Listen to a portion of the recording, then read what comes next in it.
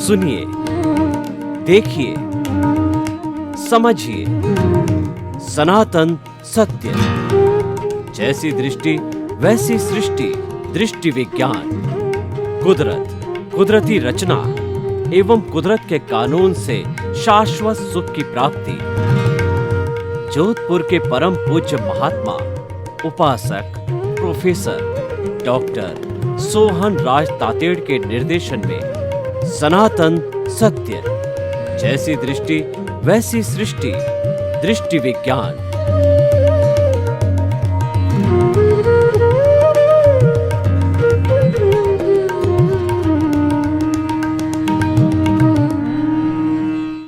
भाई और बहनों, मातृशक्ति को नमन। स्टूडियो में आपका हार्दिक स्वागत है, अभिनंदन है, सत्कार है। आत्मविज्ञान साइंस ऑफ द सोल कार्यक्रम के अंतर्गत हम आपको सही दृष्टि, सही सोच, राइट विजन, राइट थिंकिंग के तहत आपकी जो विचारधारा गलत दिशा में जा रही है, जो नकारात्मक सोच है, उसको बदल करके हम सकारात्मक में बनाना चाहते हैं। आपकी रॉन्ग बिलीफ को समाप्त करके आपको हम राइट बिलीफ देना चाहते हैं। आपकी अज्ञानता को मिटा करके हम ज्ञान देना चाहते हैं। इसीलिए आत्मविज्ञान कार्यक्रम रखा गया है, क्योंकि आत्मविज्ञान कार्यक्रम के मध्य में, सेंटर में, तो वो हमारा आत्मा ही मेन जो है, उसका केंद्र बिंदु है। आत्मा को केंद्र बिंदु रख करके कोई भी बात की जाएगी, वो प्रामाणिक बात होगी, शिक्षा प्रद होगी, ज्ञानात्मक होगी। ये सारा कार्य हम प्रतिदिन नए नए एपिसोड्स के माध्यम से करते हैं। तो आज का हमारा एपिसोड का विषय है मैत्री, प्रमोद, करुणा, मध्यस्थता। भाई और बहनों, बहुत ही सुंदर विषय है। हमारे ये 4 मूल्य है। ये हमारे मानवीय मूल्य है, आत्मिक मूल्य है, और ये हमारे सांस्कृतिक मूल्य है। पूरा मूल्य इस तरीके से है, मैत्री, प्रमोद, करुणा, मध्यस्थाश्च। ये 4 भावनाएं हैं।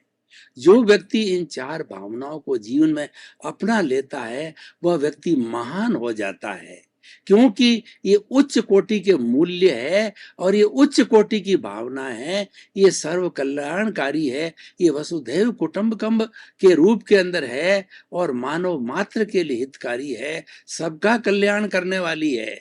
हम इन 4 भावनाओं को एक एक करके समझेंगे और उसके बाद के अंदर इनका अंतर संबंध क्या है और इनको जीवन में धारण करने से व्यक्ति में क्या परिवर्तन आता है और परिवर्तित व्यक्ति किस तरीके से समाज में, देश में और विश्व में उपयोगी हो सकता है, किस तरीके से वो एक ग्लोबलाइज्ड गुड सिटी बना सकता है, ग्लोबलाइज्ड गुड ग्लोब बना सकता है, उसकी हम सारी व्याख्या करेंगे। मैत्री, मैत्री का अर्थ होता है मित्रता। मैत्री सब भूयसु कप्पये, सभी जीवों के साथ मैत्री करो। और मैत्री कब होती है कि हम अहंकार को तजते हैं, हम अज्ञान को तजते हैं। और जब अज्ञान और अहंकार व्यक्ति के निकल जाता है तो ऑटोमेटिकली वो मैत्री हो जाती है। वो सभी प्राणियों के अंदर अपने जैसा अस्तित्व जो देखता है, अपने जैसी आत्मा का जो है प्रतिबिंब देखता है, सबको आत्मवत समझता है, इसीलिए सबके साथ में वो अच्छा व्यवहार करता है। भगवान महावीर ने कहा है, अपना सच में सेजा मैतिन भूयसु कप्पये, स्वयं सत्य खोजो, सबके साथ मैत्री करो। इसका अर्थ ये हुआ कि मैंने सत्य खोजा, मुझे केवल ज्ञान प्राप्त हुआ और मैं तीर्थंकर बन गया। आपको मेरे पीछे पीछे नहीं चलना है, आपको तो जिस तरीके से मैंने सत्य को खोजा है उसी रास्ते पर आपको चलना है। आपको स्वयं को सत्य खोजना पड़ेगा। Truth is God, God is truth. और उस गॉड रूपी ट्रुथ को ढूंढने के लिए आपको सबके साथ मैत्री करनी पड़ेगी। 84 लाख जीवा योनि प्राणियों को मित्रवत समझो और क्षमावीर से भूषणम, सबको क्षमा करो। कोई भी व्यक्ति गलती कर देता है, उसको क्षमा करो। आपसे कोई गलती होती है तो क्षमा मांगो। ये क्षमा का जो है आदान प्रदान है, बहुत ही सुंदर विषय है। इससे हमारा जो है वैर भाव समाप्त हो जाता है और व्यक्ति की इस दुनिया के अंदर कोई भी वैरी नहीं होता है, कोई भी उसका दुश्मन नहीं होता है, मैत्री करने वाला। और मैत्री करने से कितना सुंदर एनवायरनमेंट बनता है कि आप घर में मैत्री का फॉर्मूला लगाते हो तो घर के जितने सदस्य होते हैं सभी आपके मित्र बन जाते हैं। और समाज के अंदर आप मैत्री की बात करते हो तो समाज के सब लोग आपसे मित्रता करना चाहते हैं, क्योंकि आपका कोई शत्रु ही नहीं है। जब आप किसी को शत्रु मानते ही नहीं हो, आपके दिमाग के अंदर शत्रुता के भाव ही नहीं है, आपके अंदर अहंकार के भाव ही नहीं है, आप में सुपीरियरिटी कॉम्प्लेक्स नहीं है, और आप अपने आप को बड़ा नहीं दिखाना चाहते हो, आप कर्ता भाव नहीं रखते हो, आप अकर्ता भाव से रहते हो, तो निश्चित रूप से आपके अंदर मैत्री की भावना पुष्पित और पल्लवित हो जाएगी। इसलिए भाई और बहनों, मैत्री एक ऐसा सुंदर विषय है कि ये एक अच्छी वर्ल्ड सोसाइटी को बना सकता है। अगर 7 अरब की जनसंख्या सभी के साथ मैत्री करे, सभी के साथ मैत्री का अर्थ क्या हुआ कि आप जितने भी 7 अरब की जनसंख्या है, हर एक के अस्तित्व को स्वीकार करो, किसी के अस्तित्व को मत नकारो, और आपको अगर कॉन्शियसनेस को यूनिवर्सलाइज करना चाहते हो और बढ़ना चाहते हो कि मेरी जो है ये आत्मा यूनिवर्सलाइज हो जावे, मैं जगत कल्याण करूं, जय जगत की बात करूं, तो उस संबंध में तो आपको 84 लाख जीवा योनि के जो प्राणी हैं उनके भीतर विराजमान शुद्ध आत्मा भगवान को निर्दोष दृष्टि से दर्शन करो कि जितने भी 84 लाख जीवा योनि उत्पत्ति स्थान है, और आत्माओं की संख्या तो असंख्य अनंत है, अनकाउंटेबल है, सबके भीतर प्रभु विराजमान है, उनकी सबकी आत्माओं के अंदर कोई अंतर नहीं है। जो हमको अंतर दिखाई दे रहा है, शरीर अलग अलग दिखाई देते हैं, उसका कारण ये है कि उनके कर्म अलग अलग है, और ये शरीर जो है वो कर्मों के भुगतान के लिए मिलता है, और मन वचन काया का जो है हमारे आत्मा के साथ में कोई संबंध नहीं, ये तो भुगतान के लिए है। और आत्मा की बात करना, आत्मा रमण करना, ये पुरुषार्थ है, दोनों अलग अलग चीजें हैं। तो इस तरीके से मैत्री का हो गया। अब दूसरा प्रमोद, बहुत सुंदर भावना है।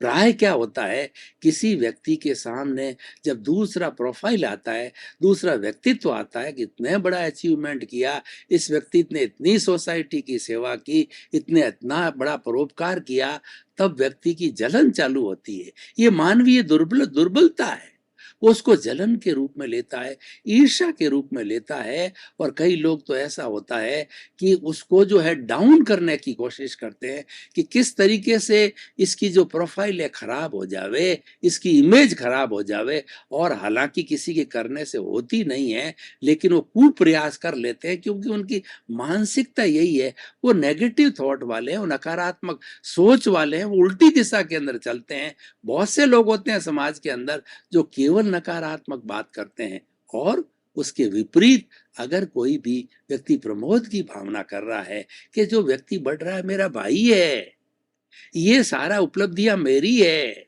समाज का व्यक्ति है तो मेरा समाज बढ़ रहा है, ये सारी उपलब्धियां मेरे समाज को जाती है, इस तरीके से चिंतन करता है कि अगर परिवार का व्यक्ति हो तो परिवार के अकाउंट के अंदर वो डालता है, समाज का व्यक्ति हो तो उपलब्धियां समाज के अकाउंट में चिंतन करता, देश का व्यक्ति हो तो देश के अकाउंट में चिंतन करता है, तो प्रमोद की भावना हो जाती है, और वो आनंद से आप्लावित हो जाता है, और ऐसा व्यक्ति ये चिंतन करने लग जाता है कि मैं भी जो इस उपलब्धि को प्राप्त करूं, उसमें पॉजिटिविटी आती है, पॉजिटिव थॉट आता है, और दूसरा नकारात्मक सोच वाला तो गिराने की कोशिश करता है, और उसको उपलब्धि हासिल होने का प्रश्न ही नहीं है, क्योंकि उसके तो भाव ही नकारात्मक है, उसको वह उपलब्धि प्राप्ति नहीं करनी है, उसको तो मात्र क्रिटिसिज्म, ईर्ष्या, जलन और जो है ग्लानि करनी है।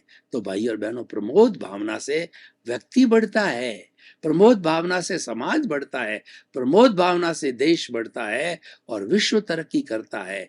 देखिए, ऐसा कहा जाता है कि कोई बहुत बड़ा व्यक्ति एक अदने से व्यक्ति के कंधे पर हाथ रख दे, उसकी पीठ थपथपा दे, तो अदना सा व्यक्ति दौड़ने लगता है। ये प्रोत्साहन का प्रभाव है।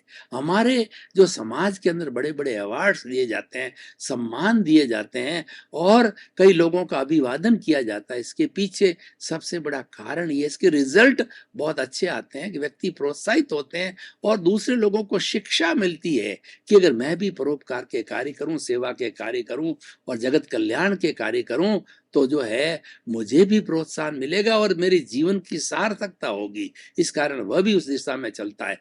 परंतु ऐसा कौन सा व्यक्ति सोचता है जिसके भीतर प्रमोद की भावना हो, जिसके भीतर जो है नेगेटिव थिंकिंग की भावना हो, नकारात्मक सोच, ईर्षा, जलन की भाव रखने वाला व्यक्ति ऐसा कभी नहीं कर सकता है। इसलिए मैत्री, प्रमोद, करुणा बहुत ही सुंदर। अगर व्यक्ति के भीतर करुणा आ जावे तो पाप भीरू बन जाता है। व्यक्ति के चलते चलते उसका पांव चींटी पर चल जावे, उसको बड़ा दुख होवे कि देखो मैंने किसी आत्मा का हनन किया, किसी व्यक्ति को ना मार दिया, उस चींटी को मिच्छामि दुक्कड़म, मैं उसे क्षमा याचना करता हूँ, उसकी शुद्ध आत्मा भगवान से क्षमा याचना करता हूँ कि वो तो चली गई, लेकिन वो आत्मा आत्मा कहीं नहीं गई है। देखिए चींटी तो मर गई, चींटी का शरीर मरा है, लेकिन चींटी के भीतर शुद्ध आत्मा वही है जो राम की है, कृष्ण की है, आपकी है, मेरी है, महावीर की है, 24 तीर्थंकरों की है। वह तो मौजूद है, वह कहीं नहीं जाती है। वो तो त्रैकालिक है, वो तो अजर है, अमर है, अविनाशी है। और वो मन वचन काया से मुक्त ऐसा शुद्ध आत्मा है। उसकी शुद्ध आत्मा से आप प्रार्थना करो, आपकी प्रार्थना तुरंत पहुंच जाएगी, क्योंकि जिस चींटी को आपने मारा है वो अव्ययबाद आत्मा है। उसकी जो मूल आत्मा है, मैं जो बात कर रहा हूं वो मूल आत्मा की। हम आत्मविज्ञान के अंदर जितने भी आत्मा के गुण बताते हैं वो मूल आत्मा के गुण हैं। उन गुणों को हम आगे रखते हैं ताकि कि उस अस्तित्व को हम प्राप्त करें। वो हमारा गंतव्य है, वो हमारा टारगेट है, वो हमारा साध्य है और वो हमारी मंजिल है। उसको प्राप्त करने का अर्थ ये है कि हम मुक्ति को प्राप्त करने की हमारी मंजिल है। हम जो है ब्लिस को प्राप्त करना चाहते हैं, हम ऐसा अक्षय सुख चाहते हैं कि जिसके पीछे कोई दुख आए ही नहीं। वर्तमान में तो हम सुख और दुख की तराजू पर झूलते रहते हैं, ये दो पलड़ों पर हम झूलते हैं, कभी सुख आता है कभी दुख आता है। हमारे को मनोनुकूल चीज मिल गई तो हम सुखी हो गए, और मनोनुकूल नहीं मिली हम दुखी हो गए। तो ये जो है विरोधाभास चलता रहता है, और ये जो है ये हमारी जो विभाव है वो चलता रहता है। तो भाई और बहनों, करुणा करुणा आते ही हमारे मन में करुणा आनी चाहिए। कोई व्यक्ति दुखी है तो हमारे मन में भावना आनी चाहिए कि बेचारा देखो अपने कर्मों के कारण दुखी हो रहा है। मैं भी अपने मैं भी उनको जो है वो अपने मन से, वचन से, काया से और तन से, मन से, धन से जितनी हो सके सहायता करूं। भीतर करुणा का दरिया होना चाहिए। करुणा की भावना से समाज का विकास होता है और व्यक्ति में आनंद की अनुभूति होती है, क्योंकि करुणाशील व्यक्ति किसी का दुख नहीं देख सकता है। वो कोशिश करता है कि इसके दुख को मैं कितना कम कर सकूं, मेरी क्या मदद इनको मिले कि इनका दुख कम हो। और भगवान महावीर को देखो, वो तो करुणा के सागर थे।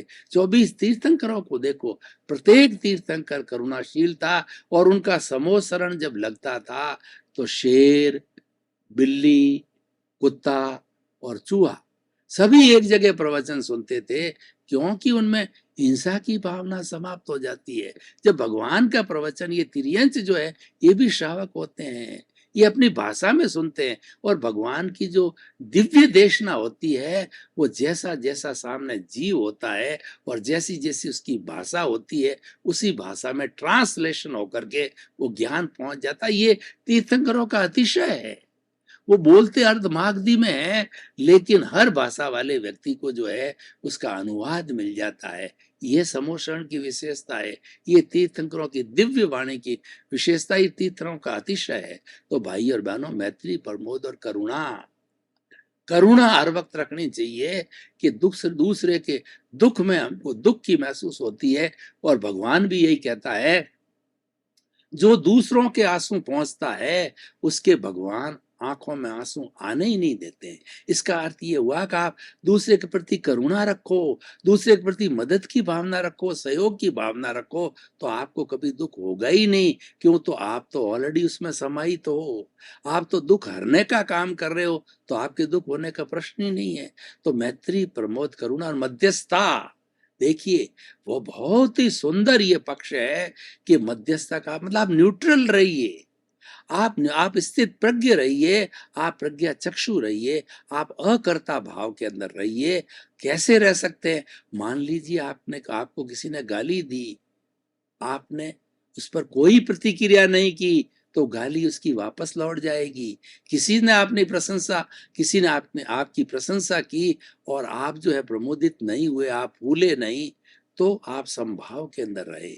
मध्यस्थता भाव से जो है हम प्रतिक्रिया विरति करते हैं, हमारी प्रतिक्रिया दूसरे के प्रति रुक जाती है, क्योंकि प्रतिक्रिया प्रतिक्रिया को बढ़ावा देती है। अगर आप एक बात कहोगे तो सामने वाला कम नहीं है, वो टिट फॉर टैट करके 2 बात सुनाएगा, आप 2 सुनाओगे तो वो 4 सुनाएगा। वो कहेगा मैं कौन सा कमजोर हूँ, नेले पे दैला मारता है और ईंट का जवाब पत्थर से देता है, और ये हमारी प्रतिक्रिया का जो सिलसिला है ये चलता रहता है। लेकिन मध्यस्थता की न्यूट्रल भावना रहने से हमारी जो है ये जितनी भी टिट पिट्स है, जितनी भी हमारी प्रतिक्रिया है, ये रुक जाती है। और मध्यस्थ भावना रहने से जो है व्यक्ति किसी के प्रति गलत ओपिनियन भी नहीं देता है। मान लीजिए कोई व्यक्ति गलत कार्य कर रहा है और आप मध्यस्थ भावना वाले व्यक्ति हो, तो आप क्या चिंतन करोगे कि ये जेब जो कतरा है, ये जेब इसीलिए काट रहा है कि पीछे से जेब काटने का जो है कर्म लेकर के आया है, आप उसको दोषी नहीं मानोगे। मध्यस्थता की भावना वाला व्यक्ति किसी को दोषी नहीं मानता है। ये बात अलग है तो उसको सुधारने के लिए मैं उपाय करना चाहिए। मैं ये नहीं कह रहा हूं कि समाज में जो अपराध है वो चलते रहने चाहिए, पर किसी को दोषी मत मानो।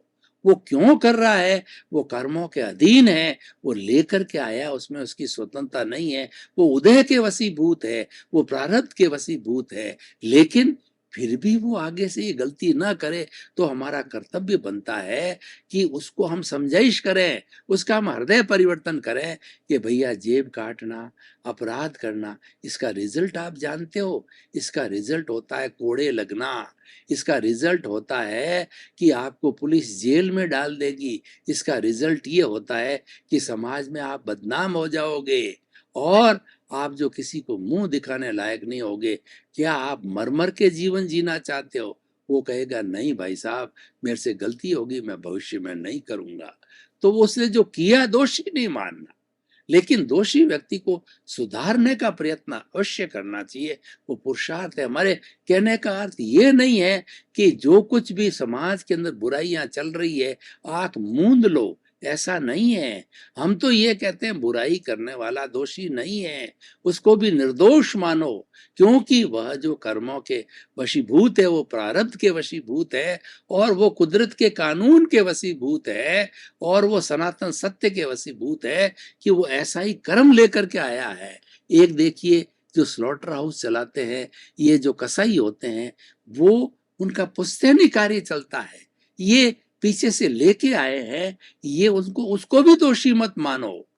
उसको जो है दोषी न मान करके और उसके भीतर विराजमान शुद्ध आत्मा भगवान को प्रार्थना करो कि हे शुद्ध आत्मा भगवान, ये जो शरीर कसाई का कार्य कर रहा है ये उसको छुड़वा दो, और समय मिलने पर उसके साथ बैठ करके बातचीत करो कि भैया जिसको आप मार रहे हो उसी तरह से आपको भी मारा जाएगा, क्योंकि ये प्रकृति का नियम है, जैसा करोगे वैसा भरोगे। और आप पंचेंद्रिय वध कर रहे हो, आप तो नारकी में जाओगे, इतने दुख भुगतोगे, इतने कोड़े पड़ेंगे कि आप सहन भी नहीं कर पाओगे। क्या इतना दुख झेलना जरूरी है? क्या आपका भरण पोषण करना है? दूसरा काम बहुत है दुनिया में, कम से कम हिंसा के बहुत काम है। कपड़ा बेचने का काम है, किराना बेचने का काम है, और भी बहुत से काम है जिसमें कम से कम हिंसा हो और उसके परिवार का भरण पोषण हो जावे, तो उसको हृदय परिवर्तन करना चाहिए। मध्यस्थता वाला व्यक्ति जो निर्दोष भी देखे उसको और उसका हृदय परिवर्तन करके और उसको छुड़ावे, ये बात हो गई। तो भाई और बहनों, मैत्री, प्रमोद, करुणा, मध्यस्थता, ये 4 उच्च दर्जे की वैल्यूज है, ये 4 उच्च दर्जे की भावना है। ये व्यक्ति अपने अगर जीवन में धारण करता है तो उसको आत्मविज्ञान के तहत हम कह सकते हैं कि बहुत अच्छा इंसान बन जाता है। हमारा जो आत्मविज्ञान कार्यक्रम है जिसमें आत्मा की पुष्टि की बात की जाती है और जिसके अंदर सम्यक दर्शन दिया जाता है, तो सम्यक दर्शन के अंदर ये 4 बातें हम देते हैं। आप मैत्री करो, प्रमोद की भावना रखो, करुणा की भावना रखो और जीवन में मध्यस्थता बनाए रखो। ये सभी चीजें जब जीवन में आती है तो हम अहंकार शून्य बनते हैं, हमारा अहंकार विलीन होता है, हमारा कषाय विलीन होता है, हमारा कषाय का उपशमन होता है और हम इंफीरियरिटी सुपीरियरिटी कॉम्प्लेक्स से अलग होकर के और हम निर्दोष दृष्टि में जाते हैं, किसी को दुख न दे करके सुख देने की दृष्टि में जाते हैं। ये चारों जो जो बड़ी बड़ी ऊंची भावनाएं हैं, ये चारों भावनाएं जगत कल्याण की भावना है, व्यक्ति को सुख देने की भावना है, व्यक्ति को दुख देने की इसमें किंचित मात्र भी भावना नहीं है। और चारों भावना को प्राप्त करने वाला व्यक्ति निश्चित रूप से अकर्ता भाव से कार्य करेगा, निष्काम कर्म से कार्य करेगा, वो प्रज्ञा चक्षु बनेगा और वो गीता की भाषा में स्थित प्रज्ञ बनेगा। क्योंकि ये चारों भावनाएं हैं, हमारा जो है ये आत्म मूल्य है। ये चारों भावनाएं आत्मा की प्रॉपर्टी है।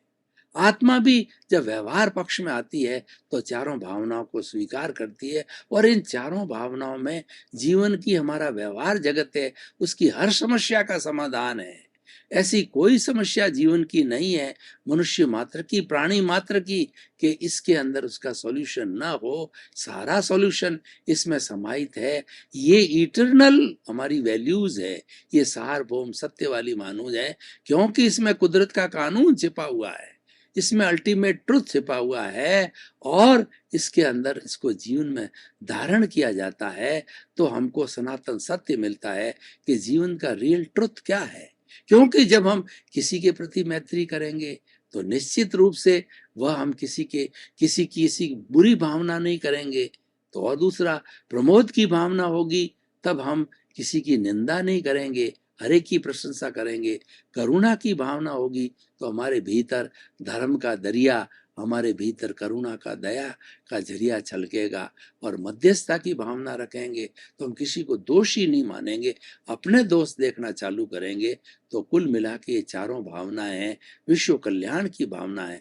भाई और बहनों, अब इस एपिसोड को मैं आज के परिप्रेक्ष्य के अंदर इसकी सोशल इसकी यूटिलिटी, इसकी रिलीवेंस और इसकी जो है वो सारगर्भिता के बारे में चिंतन करूं तो मैं कह सकता हूं कि चारों बातें बहुत ही सुंदर है और बहुत हाई लेवल की है और बहुत ही जीवन में धारण करने योग्य है। और इसके धारण करने से सबसे बड़ा लाभ ये होगा कि हमारा अहंकार है वो गायब हो जाएगा, शून्य हो जाएगा, विलीन हो जाएगा।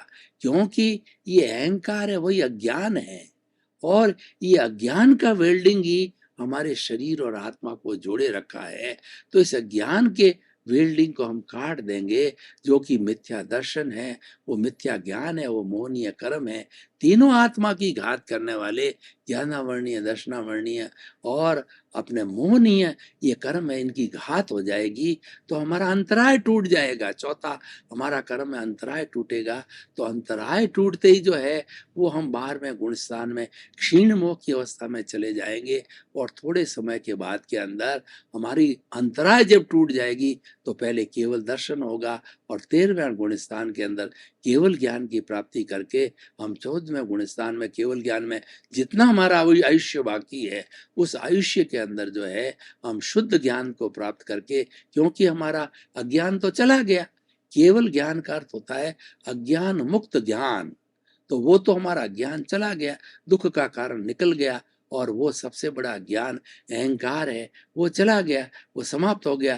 तभी 12वें गुणस्थान में क्षीण मोह होता है। मोह और अहंकार एक ही है। जब मोह को पछाड़ दिया जाता है, जब अहंकार को पछाड़ दिया जाता है, उसके एक एक परमाणु को समाप्त कर दिया जाता है, तब क्षीण मोह 12वें गुणस्थान की अवस्था आती है। 13वें के अंदर जो है हम जो है केवली बन जाते हैं और जितना आयुष्य बाकी है उसका भोग करके, उस ज्ञान की उपलब्धता को करके, आत्मरमण करके, अपने स्वरूप में रह करके हम 14वां गुणस्थान होता है जो अ उ री ला, ये 5 शब्द गिने जितना हमारा जो है हम मुक्ति को प्राप्त हो जाते हैं। तो भाई और बहनों, आपका बहुत बहुत धन्यवाद।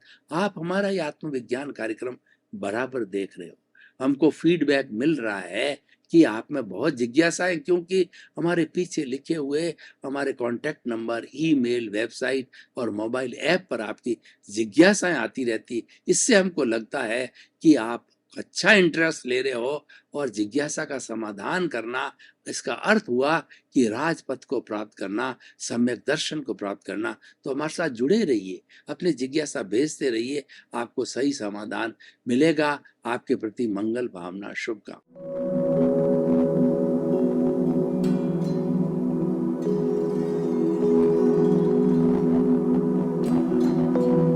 एक ऐसा अंतर्राष्ट्रीय ख्याति प्राप्त मानव जो गुरु प्रेरणा से पिछले 20 वर्षों से वानप्रस्थ जीवन जीते हुए 24 घंटे मानवता की सेवा में संलग्न है।